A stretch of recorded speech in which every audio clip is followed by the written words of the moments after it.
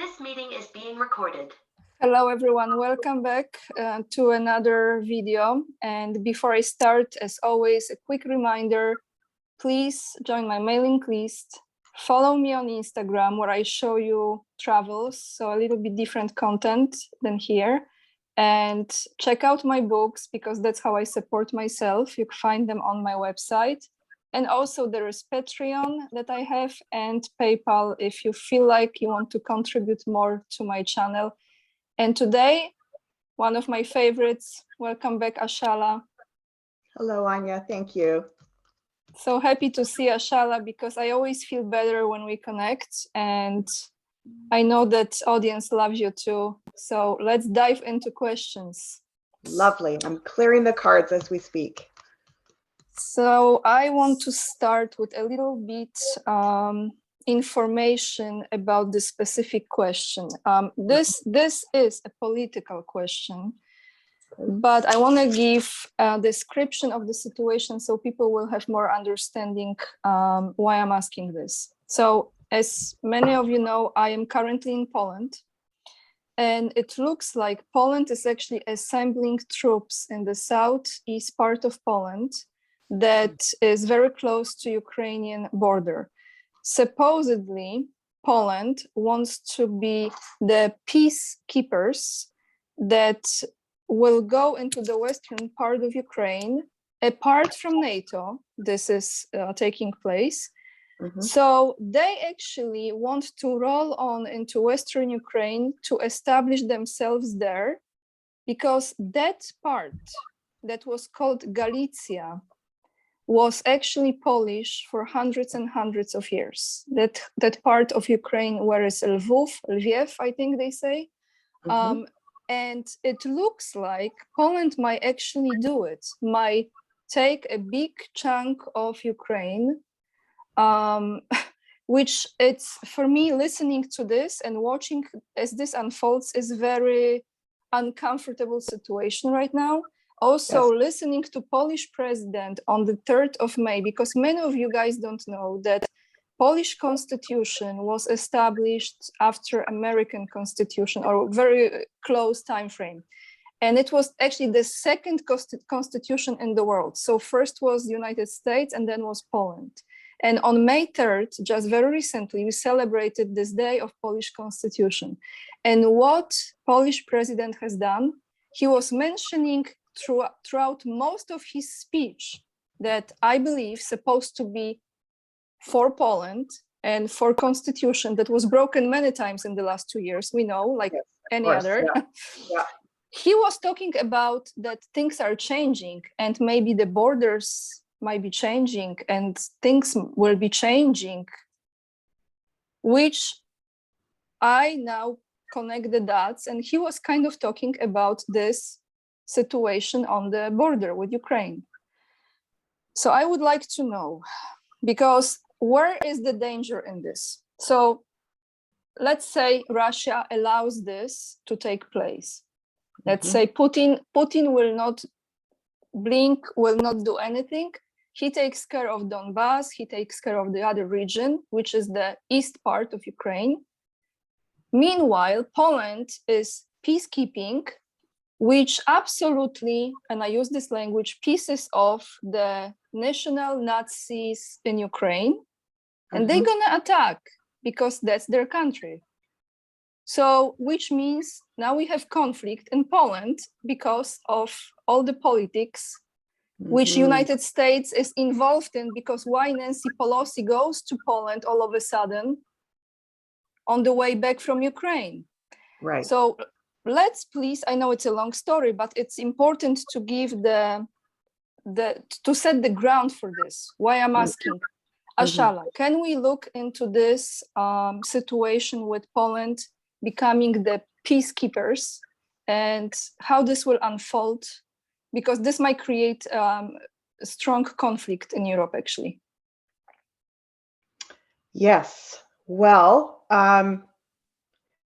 first of all, I'm getting that this is a lot more complicated than this question. It opens up a lot of other windows.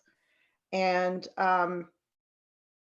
it is almost like we've got all these swords cards: King of Swords, Queen of Swords, Four of Swords.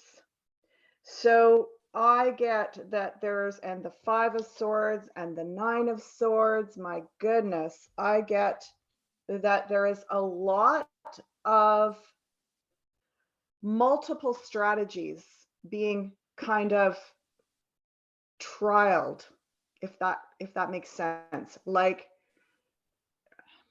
if you can imagine, it's like a strategic chess game that the dark controllers are operating with. And there's a lot of different, we've got so much collectively, globally, like all the pots on the stove are bubbling. So a lot of things can go awry very easily. So they need to tread carefully and they need to test the water. So I get that it is not assured that this is going to happen. It feels like almost 50 to 60%. But there's going to, I feel, be some kind of uprising by mid-June that will potentially shift this. I think this is a strategy. It's one of many, but there's so many different ways that things can shift at this point. So again, I get, it like literally is, and this is unfortunately, this is how they like to play. They like to play life like a chessboard strategically, moving pieces around. And it's like, okay, so we did this move, or we made the first part. It's like, if you think about a chess move, you go, okay, I'm going to do this, but I'm hoping they'll do that, and then I can do that. That's actually what I really am trying to do, right? So like NATO moves, that kind of thing, right? So they've got, this is part of a much larger strategic plan, but it can go many different ways depending on how other parties, including Russia, how the different parties maneuver. So I feel that it could look like this, even for the next 4 to 5 weeks. It could look like things are like, they might even be beginning to mobilize in that direction. But I honestly think there's going to be a new option by that time. By mid-June, we're going to see a new option that goes in a much better direction. But better, So, what option is this? Like option for Poland or option for who? well, what I feel is that it's another strategic move by people, collectives of people, individuals, or larger groups that are strategically also trying to prevent these maneuvers. Okay. So what I get is that my sense is that it's about 60% possible, 50 to 60% possible right now. But I do feel like, again, it's like, if that's not what we want to see, let's imagine other options. Like, you know what I mean? It's sort of like, we can say, yeah, we can see, oh, it's like when you're, again, they're showing me a chessboard and they're saying, when you're playing chess with someone, you see them make a move, you're like, oh, I know what they're trying to do. I know what their strategy, what their next move after that, and the one after that, and what they're trying to kind of corner me or whatever. And so then you're like, okay, I was going to make this move, but now I'm going to make a more defensive move. So that kind of strategic defensive move against, it just takes me back to NATO. And it again, there's these pieces of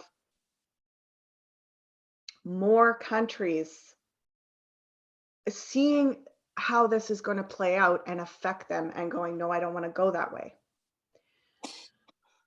So, but do you see any, what really,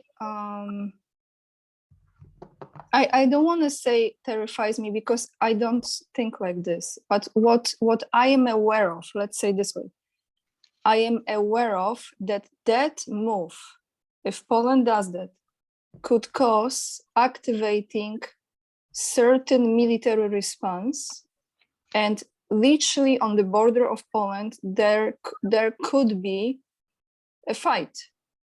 literal fight, like the war, like a real war. Yes. Yeah, because that's an invasion, truly it is. It is. Yeah. So should we look at what potentially Russia will do with this Mm-hmm. intended move? Okay, let's look at that. Thank you, Ashala. Yeah, because I feel like they might ignore it.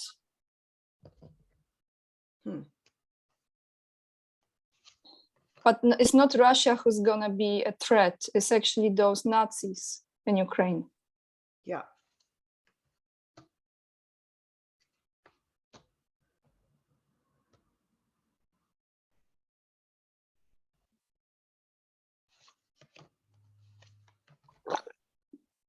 Again, I get 4 or 5 weeks.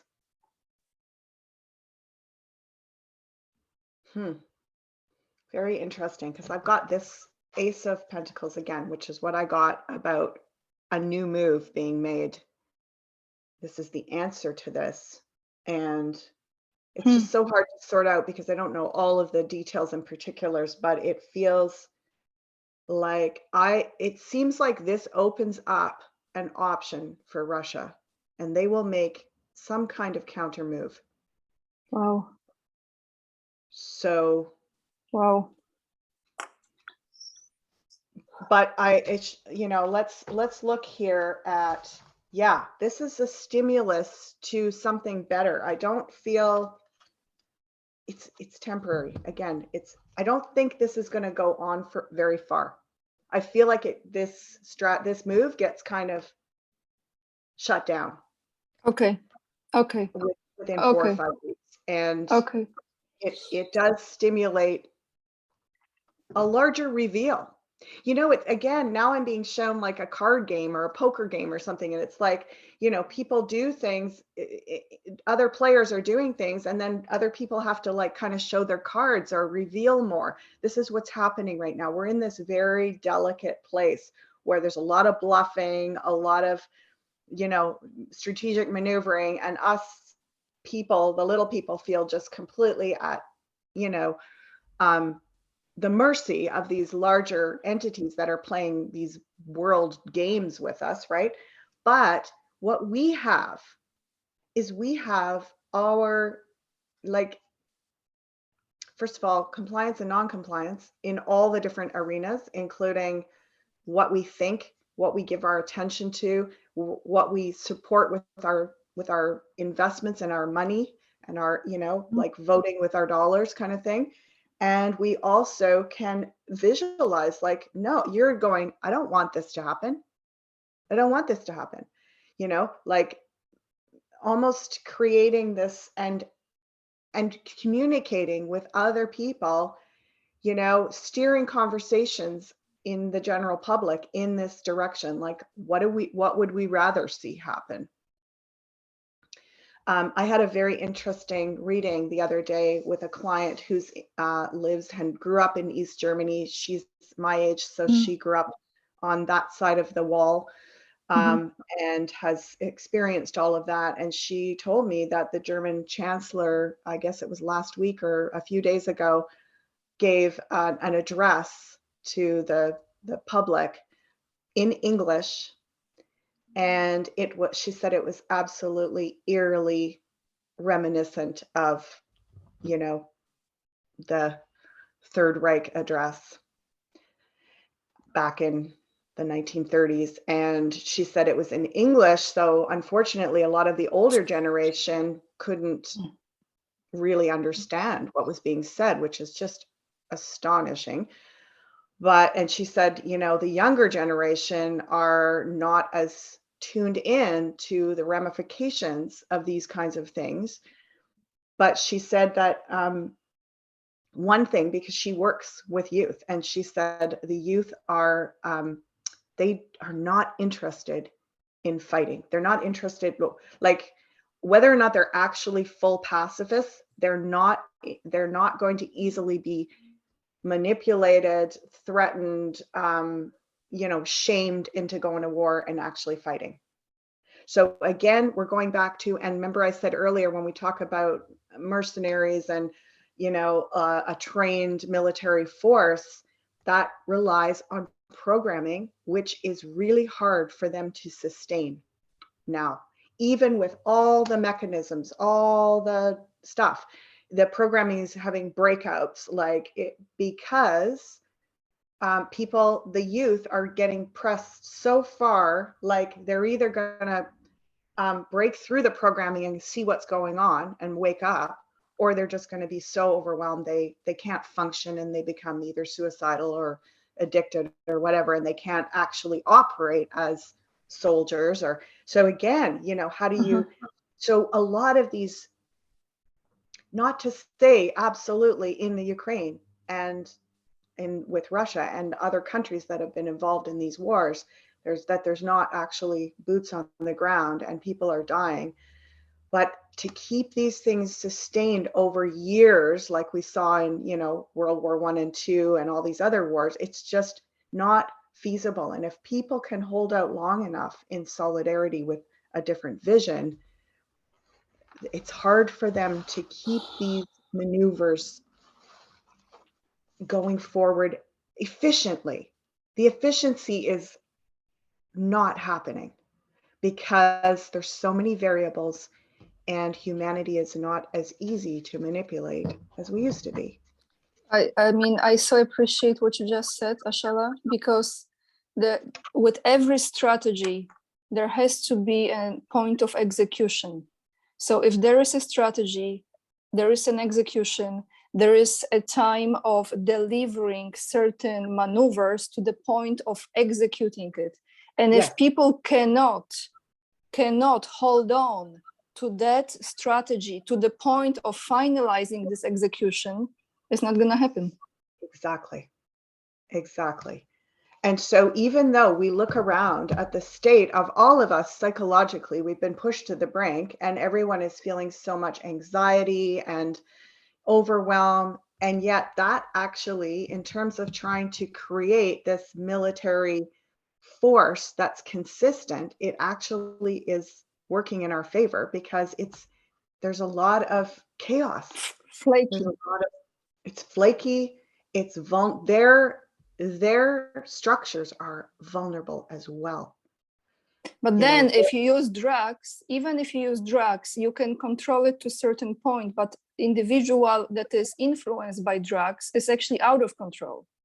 Yes, exactly. And when they break through, like I said, when they have their breakthrough moments, which is just because their systems can't handle the stress. Yes.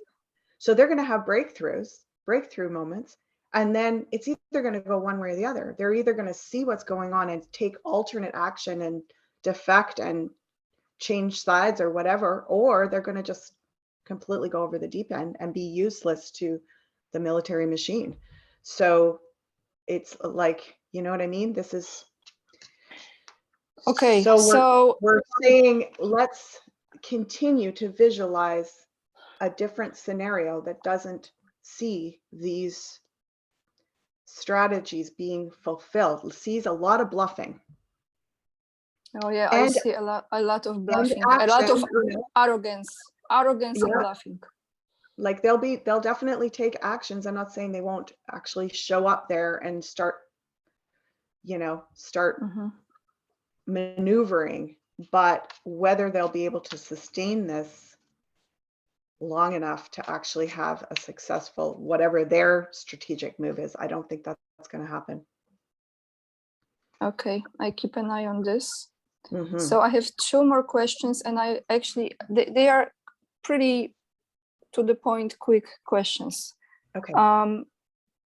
I want to do this, and I want everyone who's interested and who hasn't watched this video with me and Ashala, I will attach the very video down below. This is the video we done when the situation in Ukraine has started, and I contacted Ashala and we were doing the readings, and the title is Ukraine, how much of it is propaganda? Because it was in the very beginning and I was trying to make sense out of it. So watch that video, everyone, because that gives you a sense. And I've asked then, but I want to go back to it now, because we are 75 or 76 days into this intervention, conflict, however you want to call it. Hmm. miracle, like a miracle, Putin cured COVID, just disappeared. So I would like to know now how long this will go on, and when it ends, what they're gonna throw on us. Because I know they have another ideas, many ideas. So that's my next question. How long this will continue, this conflict, when it ends, and when it ends, how this end looks like for the world? Mm.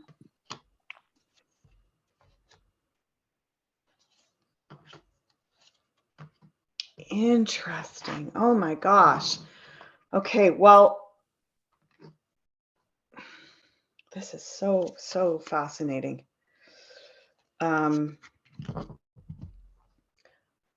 This is like, there's so much more posturing and like bluff than we even realize, because it's like on some level it's already, they're saying it's already winding down,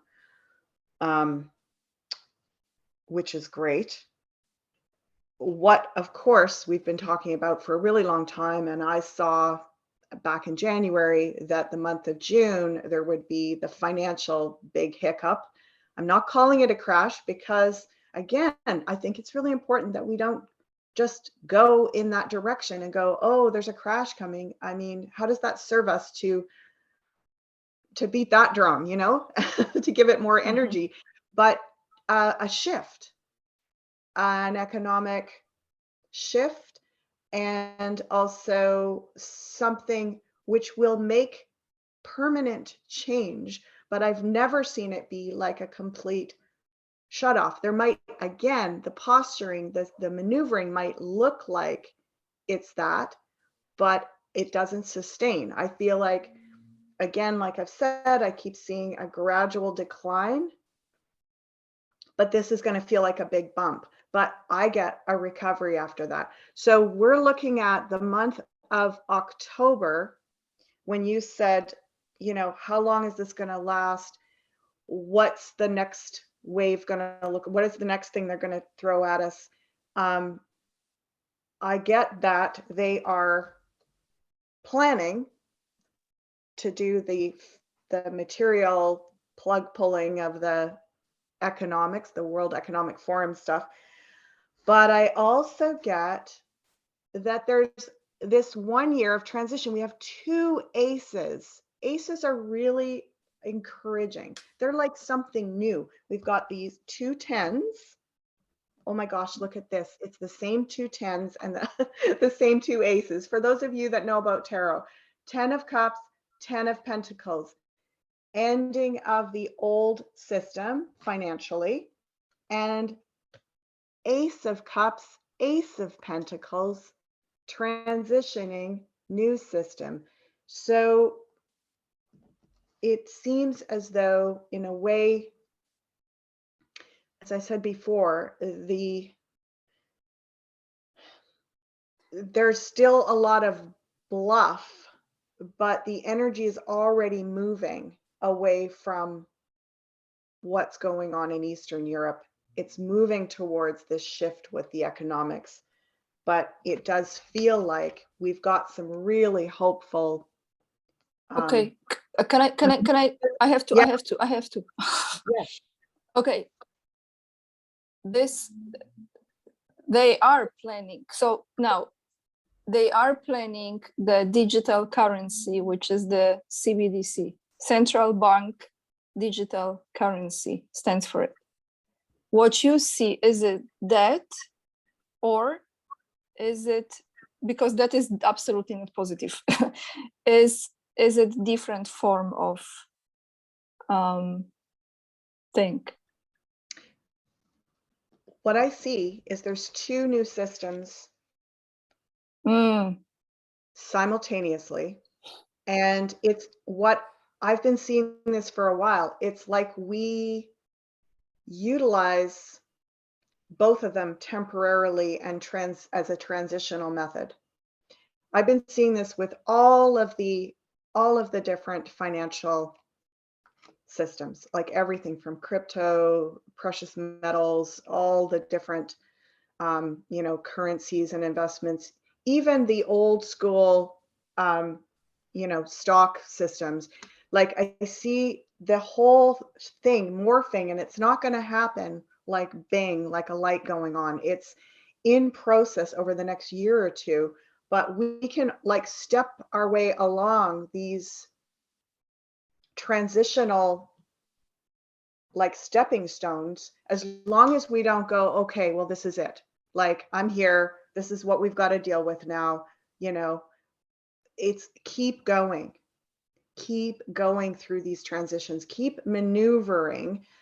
What we're really working on collectively over the next couple of years is moving beyond needing to feel a comfort zone, moving beyond needing to be like, okay, I'm safe.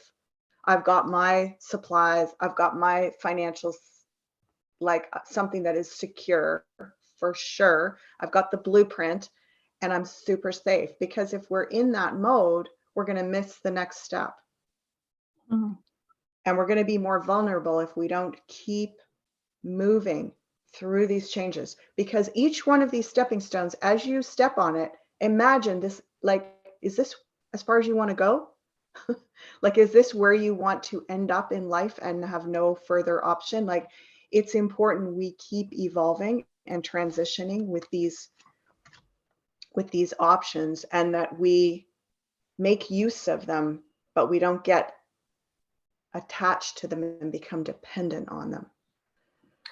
Well, but now, so I understand that war ends, so actually it's already ending, but is October like the final month? Let's say September, October is at the end. And then, yeah, I okay, feel that. okay. I got like the next 7 weeks is going to feel very precarious. I just have to be honest, and we were speaking about this a little bit before the interview, and we sense it, those of us that are intuitive, and many of your viewers, and we've been like, oh my gosh, really, the last 2 years isn't enough, and more sensitivity and more feeling precarious. But it's so essential to acknowledge that it's our shifting inside. Like, we can see ourselves as victims of these outer events that are coming at us, or we can say it's us shifting. It's us being ready to actually now migrate through all this chaos to a new, much healthier world, and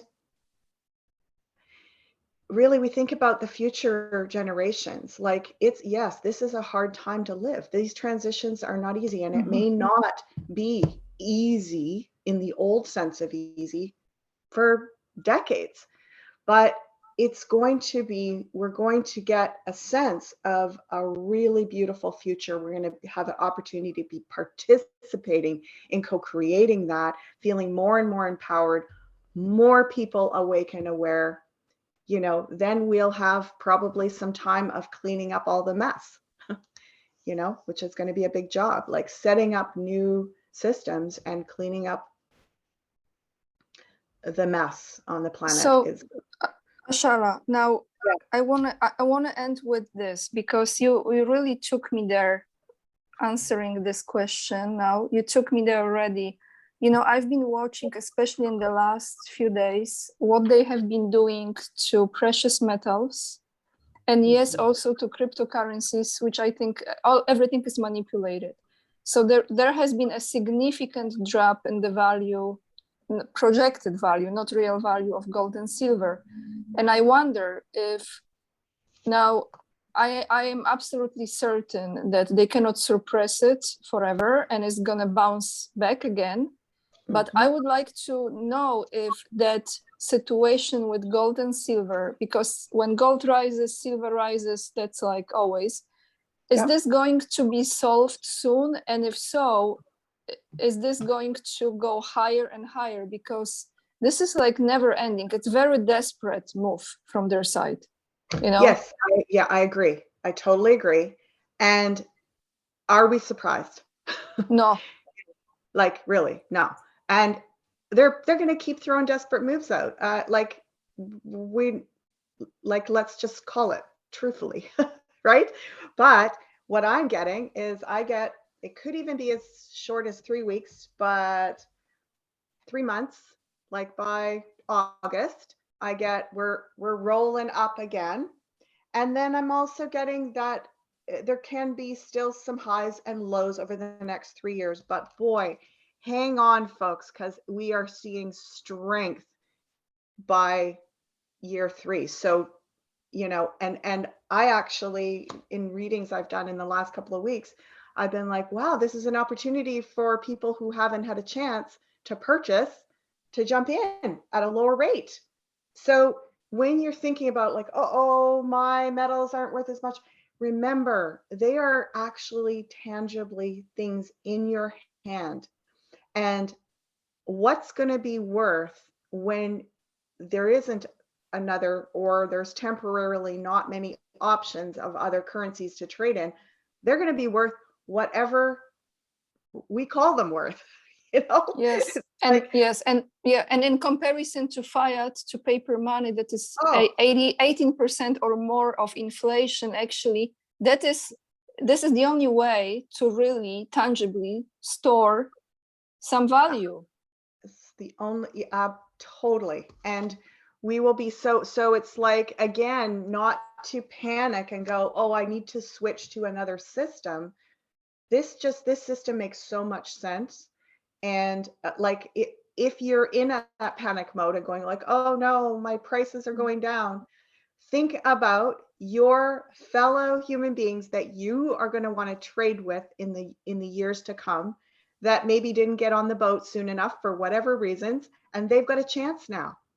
So this is actually positive. I've been saying like, this is great. Let's give other people a chance to get in, because just like any currency, the more people that have gold and silver to hold that value and trade it, and the more people in our communities, the more awake people that we want to do business with that have it, the better. Mm-hmm. So think of it like a healthy system that is doing its natural fluctuation. And this is, so when this is the breakthrough? When is this breakthrough? Finally, like they cannot suppress it anymore. 2 years, 3 years? Well, no, I don't think so. But I don't think the timeline has landed yet, Anya. I think I think that it's uncertain when that's going to actually happen. And what is certain, the lion card, the strength card in the tarot often represents gold, and it's right here in the center. And I actually have in this little small spread the card that I use to represent silver, which is the 6 of Swords. You see the water is kind of silvery colored, and it's like a liquid currency, a current that's people are using to travel, to trade, to go on journeys. And then this strength of the gold kind of underpinning that. It's lovely, Okay. Really. This is so hold on to your precious metals, everyone. Don't freak out. And we know their game. The same playbook over and over and over again is like getting boring already. Yeah. With their shenanigans. Like it was 2000, then pushed to 1900. Now it's like below 1860, I think. I mean, all these games, it's just, and then it goes up and then it comes down, because they are buying, they are manipulating everything. So yes. So yes. thank you. Really, Thank you, Ashala. Is that when this is one of those stepping stones I was referring to, and when we need it, we'll have it, and we can assign the value. Yeah. Because if you think about who are you going to be using this silver to trade with, it's not the big banks. It's not the Global Economic Forum. It's not, it's like you're going to be trading with people. So we will assign the value at that point, and that will be based on, wow, you know, people's needs, what they have, what they can even in the moment say, this is what it's worth. Yeah, the agreement between two agreement. parties. Yeah. Exactly. Mhm. Which is kind of going back to more of the old way of things. But I So this also feel idea that things are Mhm. being controlled by a central, right. you know, economic system that runs the whole picture. Yeah, we do need to have some consistency and agree on value, but there's a lot of different irons in this fire right now. And it's funny, they're using that analogy. It's like keep the metals flowing, keep them fluid, keep them liquid. Don't solidify. Don't get scared and go like, oh, I've got to, you know, switch to something else. Because really, what else? Exactly. What else? You know? And you know, the sense of, and this is the thing people forget, I think many people forget, that when the hunger hits the streets, many people who are not aware already, like, you know, our conversations, we are aware of this, right? We are not economists or financial experts, but we have a common sense and we are aware what's taking place. And there is some wisdom with lived life. Those people who finally, when they are hungry and they cannot afford anything, they are like, oh my God, they were actually screwing us over. And then they go on the streets. So the level of trust is like completely gone. It's like repetition, the same in history, always happens. Well, and it brings us around to, you know, I've been saying for years, decades, probably 25 years in my readings and in intuiting that food will be more valuable than gold and silver. So, and I'm talking about actually knowing how to grow food, having seeds, having access to agrable land and trade networks of food. So, you know, you might want to invest in some seeds, folks. You know, you might want to put a bit of that away in a different kind of store and